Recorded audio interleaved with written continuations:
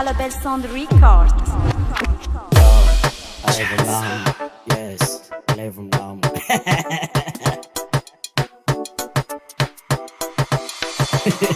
ALAIVO MILAMINA, vaza curtan. Alaikum lama, de asa milavan. ALAIVO MILAMINA, vaza curtan. Alaikum lama, de asa milavan. Old boys clear lam, latakam lama. Tongane tavaza kotana. Seba botu nefa kol China naturalia. Ora kazane tone wata minambaria. Orleval, aparente China famarar. Sale sermana chon foka zanatan. Daza fanaban, rastaman original. Nenam savamis natural. Musique fanatoliuka mais amakafi. Ile ritmo maptinza kama pandi. Musique fanatoliuka mais amakafi. Ile ritmo maptinza kama pandi. ALAIVO MILAMINA, vaza curtan. Alaikum lama, de asa milavan. ALAIVO MILAMINA,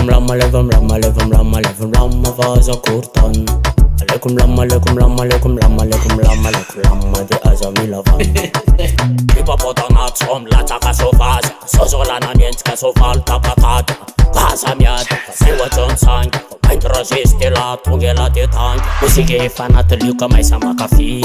Ile ritmo maptinza kama pandi. Musique fanatoliuka mais amakafi. Ile ritmo maptinza kama pandi. ALAIVO MILAMINA, vaza curtan.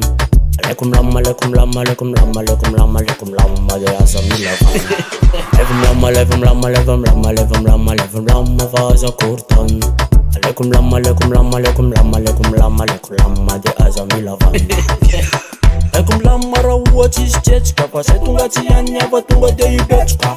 Mila mailu ava misku foleta. Pasai tunga tiani ava tu de mbai.